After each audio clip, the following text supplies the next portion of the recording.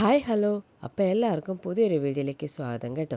അപ്പോൾ നമ്മളിന്ന് തംബ്നെയിലിൽ കണ്ടതുപോലെ നമ്മുടേത് ഈ സ്കെയിൽ വെച്ചിട്ടാണ് ഞാനിന്ന് 4 നെക്കിൻ്റെ ഡിസൈനാണ് കാണിക്കാൻ പോകുന്നത്. ഒരു ബിഗിനർ എന്ന നിലയ്ക്ക് എനിക്ക് ഒത്തിരി യൂസ്ഫുൾ ആവുന്ന ഒരു സ്കെയിലാണിത്. ഫ്രഞ്ച് കർവ് എന്ന് പറയും, ആം ഹോൾ കർവ് എന്ന് പറയും, ചിലയിടത്ത് ഇതിന് ഹിപ്പ് കർവ് എന്ന് പറയുന്നുണ്ട്. അപ്പോൾ നമുക്കിന്ന് ഇത് വെച്ചിട്ടൊരു 4 നെക്ക് ഡിസൈൻ നോക്കിയാലോ. അപ്പോൾ ഞാനിവിടെ ഒരു പീസ് ചാർട്ട് പേപ്പറാണ് എടുത്തേക്കുന്നത്. ഇതിലാണ് നമ്മൾ സാധാരണ നെക്ക് വരയ്ക്കുന്നത് പോലെ നമുക്കിതിൽ ചെയ്തെടുക്കാം. സാധാരണ രീതിയിൽ നമ്മൾ എങ്ങനെയാണോ നെക്ക് മാർക്കുന്നത് അതുപോലെ തന്നെയാണ് ഇവിടെ ചെയ്യുന്നത്. ഞാനിവിടെ ആദ്യം നെക്ക് ഡെപ്തായിട്ട് 6 ഇഞ്ചാണ് മാർക്ക് ചെയ്യുന്നത്. അതുപോലെ തന്നെ നമ്മുടെ നെക്കിൻ്റെ വീതി അത് ഞാൻ വിഡ്ത്തായിട്ട് 3 ഇഞ്ചസാണ് ഇവിടെ എടുക്കുന്നത്. ഇനി നമുക്കിതിന് ഒരു ചെറിയൊരു റെക്റ്റാങ്കിൾ പോലെ വരച്ചെടുക്കാം.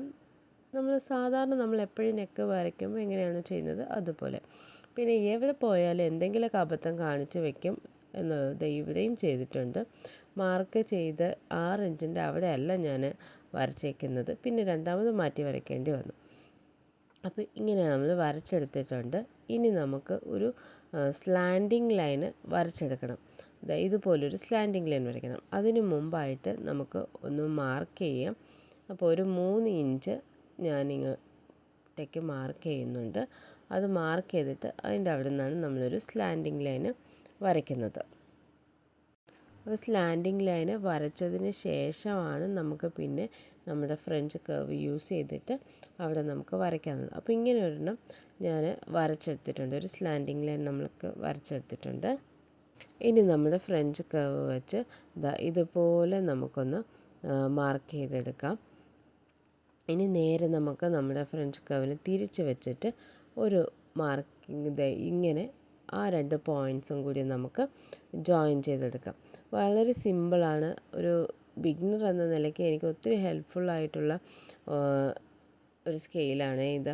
നമുക്ക് നെക്കൊക്കെ നല്ല അടിപൊളിയായിട്ട് ഫിനിഷിങ്ങിൽ നമുക്ക് ചെയ്തെടുക്കാൻ പറ്റാറുണ്ട്. അപ്പോൾ നിങ്ങൾ ഇത് ട്രൈ ചെയ്തിട്ടില്ലെങ്കിൽ ഇതൊന്ന് ട്രൈ ചെയ്ത് നോക്കണേ.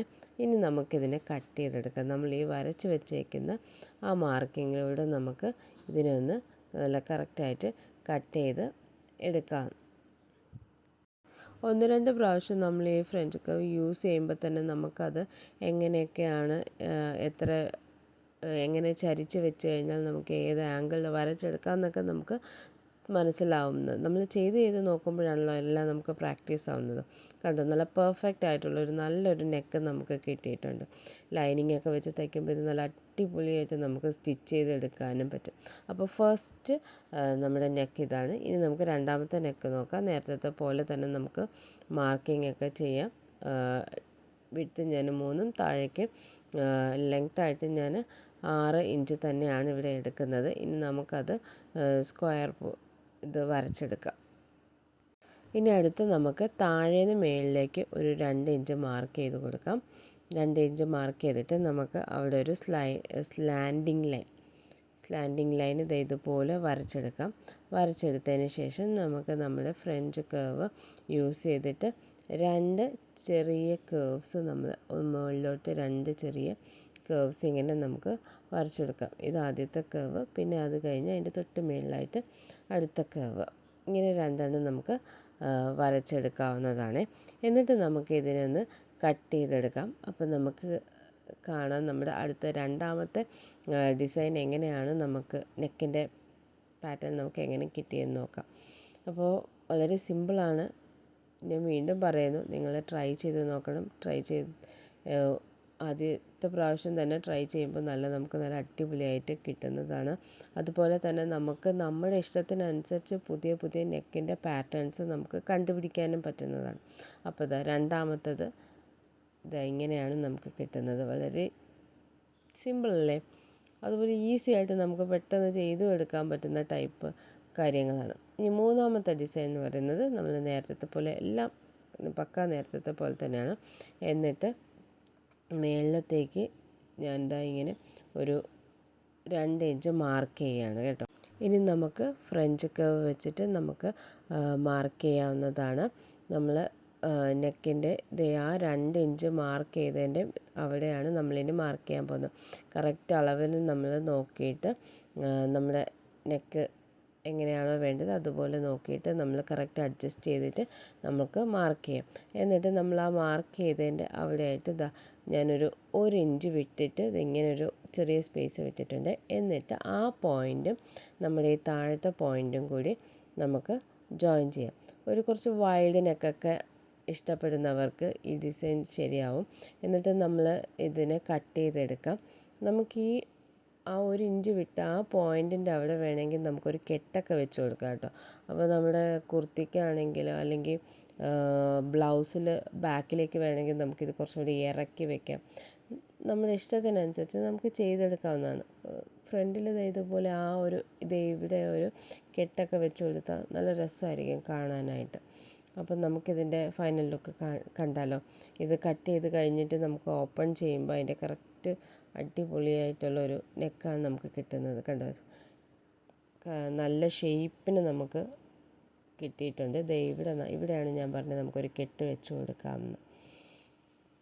അപ്പോൾ നിങ്ങൾ എന്തായാലും ഇതൊക്കെ ഒന്ന് ട്രൈ ചെയ്ത് നോക്കണേ. ഇതാണ് നമ്മുടെ ഫൈനൽ നെക്കിൻ്റെ ഡിസൈൻ എന്ന് പറയുന്നത്. അതിലൊരു ചെറിയൊരു വ്യത്യാസം ഞാൻ വരുത്തിയിട്ടുണ്ട്. താഴെ 3 ഇഞ്ചും മേളിൽ 2.5 ഇഞ്ചുമാണ് ഞാൻ എടുത്തേക്കുന്നത്. ഇനി ഇതിനെ നമുക്കൊരു ജോയിൻ ചെയ്ത് എടുക്കാം. കുറച്ച് ഹൈ നെക്കൊക്കെ ഇഷ്ടപ്പെടുന്നവർക്ക് പറ്റുന്ന ഒരു ടൈപ്പ് നെക്കാണ് കേട്ടോ ഇത്. അപ്പോൾ മേളിലത്തെ 2.5 ഇഞ്ചാണ്, താഴെ 3 ആണ് എടുക്കുന്നത്. 3-3.5 ആക്കാം. കുറച്ചുകൂടി താഴത്തേക്ക് വൈഡ് വേണമെന്നുണ്ടെങ്കിൽ അങ്ങനെ നമുക്ക് ചെയ്തെടുക്കാവുന്നതാണ്.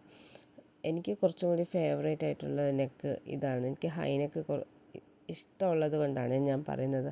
അതുപോലെ ഹൈ നെക്ക് ഇഷ്ടപ്പെടുന്നവർക്ക് ഇതെന്തായാലും അടിപൊളിയായിരിക്കും. അപ്പോൾ നമുക്കിനി ഇങ്ങനെയാണ് വെച്ചിട്ട് മാർക്ക് ചെയ്യുന്നത്. അപ്പോഴേ നമുക്ക് ആ ഒരു ഹൈ നെക്കിൻ്റെ എഫക്റ്റ് മേളിൽ കിട്ടത്തുള്ളൂ. അപ്പോൾ ഇനി നമുക്കിതിനെ കട്ട് ചെയ്തെടുക്കാം. ഇതുപോലെ മാർക്ക് ചെയ്തിട്ട് ചെയ്യുമ്പോൾ ഫ്രഞ്ച് കർവ് യൂസ് ചെയ്തിട്ട് മാർക്ക് ചെയ്തിട്ട് ചെയ്യുന്ന മിക്ക നെക്കും എനിക്ക് നല്ല അടിപൊളി ഫിനിഷിങ്ങോടുകൂടി തന്നെയാണ് കിട്ടിയിട്ടുള്ളത്. അപ്പോൾ എല്ലാവരും ഒന്ന് ട്രൈ ചെയ്ത് നോക്കണം. അപ്പോൾ ഇതാണ് നമ്മുടെ ഫൈനൽ നെക്കിൻ്റെ ഡിസൈൻ എന്ന് പറയുന്നത്. കുറച്ച് ഹൈ നെക്ക് മോഡലിൽ വരുന്ന ഒരു നെക്കാണ്. അപ്പോൾ നമ്മുടെ 4 നെക്കും നിങ്ങൾക്ക് ഇഷ്ടപ്പെട്ടു എന്ന് വിചാരിക്കുന്നു. ഈ വീഡിയോ നിങ്ങൾക്ക് യൂസ്ഫുൾ ആയിട്ട് തോന്നുന്നുണ്ടെങ്കിൽ ഒന്ന് സപ്പോർട്ട് ചെയ്യണേ ചാനലിനെ.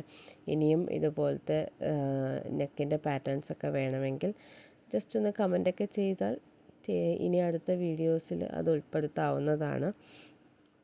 അപ്പോൾ എല്ലാവർക്കും യൂസ്ഫുൾ ആയൊരു വീഡിയോ ആണെന്ന് വിശ്വസിക്കുന്നു.